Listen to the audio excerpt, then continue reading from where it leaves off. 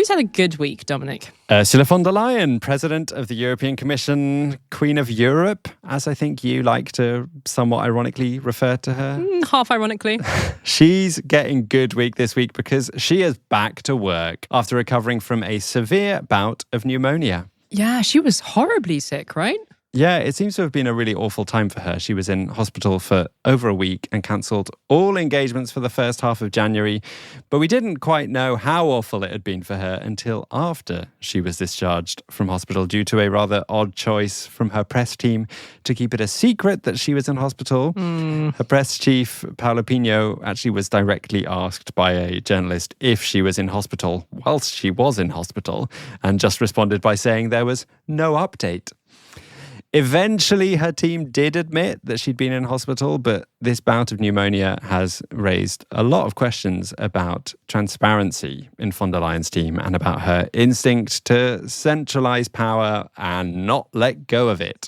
Yeah, this doesn't feel like the first time von der Leyen and her team have come under attack for a lack of transparency. No, indeed. I mean, there are various things that particularly journalists complain about, like the fact that she doesn't give many interviews and gives very short press conferences.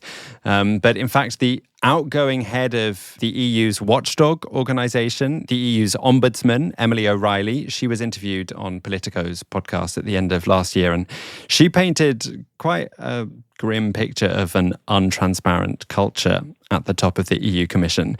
So no, this period of pneumonia is not the first time that Ursula has been accused of not being totally open. And of course, I wish for people to be able to retain privacy around their health.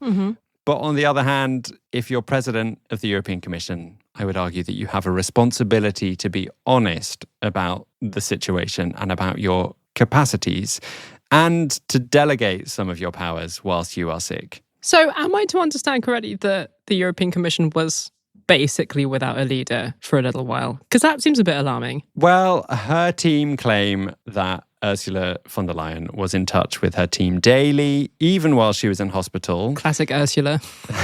Doesn't know when to just get some rest. Yeah, so they deny that. But it does seem like there was at least a bit of a power vacuum for a while. I mean, one of the weekly meetings of all the European commissioners was cancelled because von der Leyen wasn't well enough. And then actually for last week's meeting, she did let it go ahead, but wasn't well enough to be herself. So she finally handed over the reins to chair that meeting to one of her executive vice presidents, Teresa Ribera from Spain. But many EU observers I've read find it extraordinary that she didn't hand over the reins sooner to Ribera.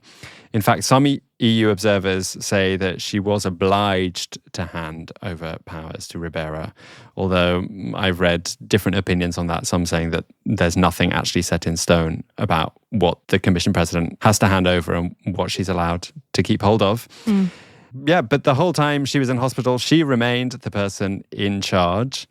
And obviously there's nothing she can do about getting very sick. And I'm pleased she's better. That's why she's getting good week this week. But it really wasn't an ideal time for the EU to be without strong leadership. There is some stuff going on right now. Right. I mean, just to name a few things, this was when he, who must not be named, was suddenly talking about taking over Greenland, and Elon Musk was interfering in various aspects of some quite important European elections. A lot has been happening, and the EU hasn't been incredibly quick or strong in its response to these alarming geopolitical events.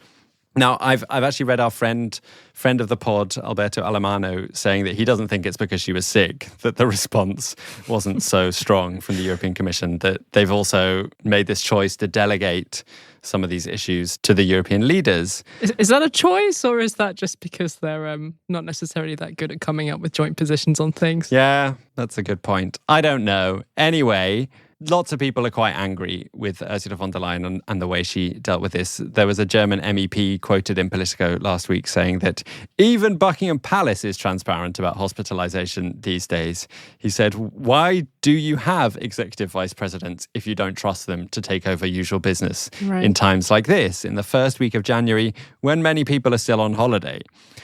So, yeah, it's making people mad. I know you said this was a good week. So this is clearly a sort of caveated good week for Ursula von der Leyen. Yeah, a Katie Lee classic. You know I love him. I feel like one of the big caveats in the good week is the fact that big event in Washington, D.C. on January 20th that you don't want to talk about very much, she wasn't actually invited to that, was she? Yeah, indeed. Ursula von der Leyen was not invited to Trump's inauguration, and I don't really want to talk about it much more, but perhaps it's not so surprising that she wasn't invited. I think typically there aren't that many world leaders that attend the inauguration of a US president. Mm-hmm. And the thing that was surprising this time was that Trump went out of his way and invited so many of the most, let's say, repulsive figures on the world political scene. A rather strange gang of people, including Giorgia Meloni, Javier Milei, and Benjamin Netanyahu. Xi Jinping. Oh, am I describing them all as repulsive? I don't know.